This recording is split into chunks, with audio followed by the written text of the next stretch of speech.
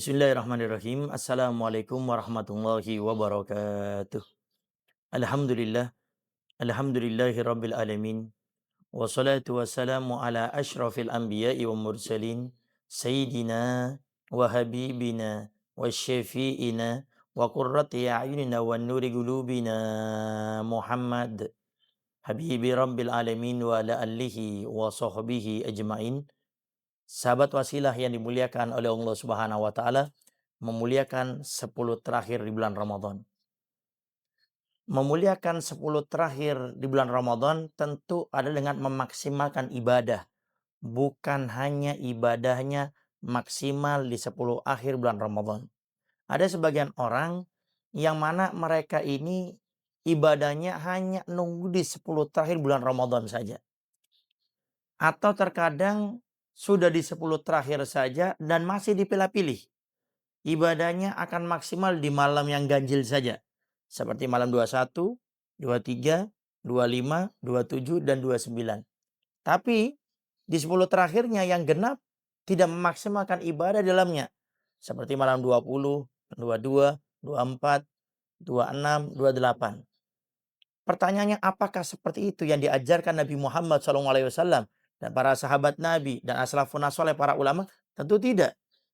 Untuk memaksimalkan ibadah di bulan Ramadan, dari pertama kali kita ini berusaha memaksimalkan diri di saat kita beribadah di bulan Ramadan.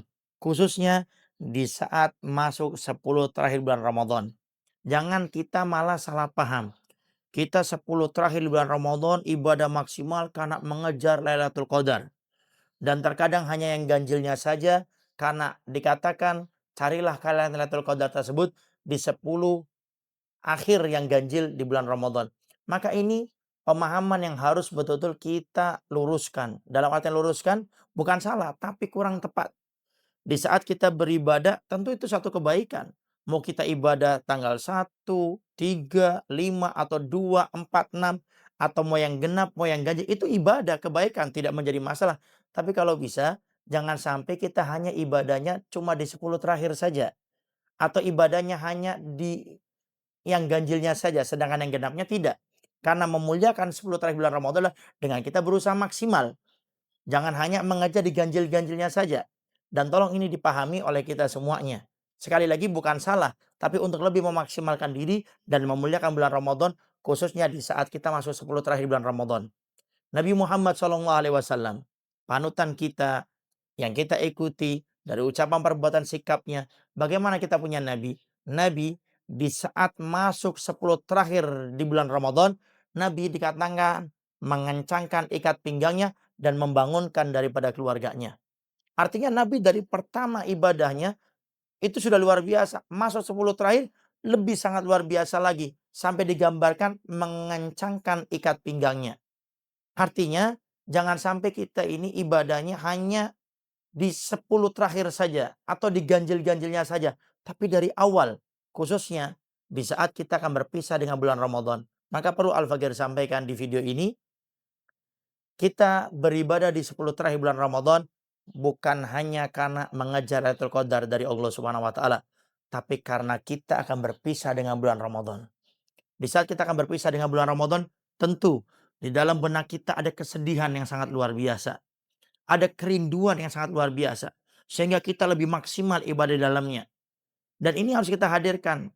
Ada Lailatul Qadar itu adalah bonus dari Allah Subhanahu wa taala yang tentunya akan diberikan kepada orang yang memaksimalkan diri ibadah di bulan Ramadan. Maka jangan sampai kita beribadah di 10 akhir ini dengan alasan hanya menggapai Lailatul Qadar, dan itu bukan suatu yang salah. Itu suatu yang hebat dan menjadi motivasi bagi kita. Tapi hendaknya di 10 akhir ini kita dimaksimalkan semuanya. Mau itu yang ganjil ataupun yang genap, kita memaksimalkan diri ibadah di dalamnya.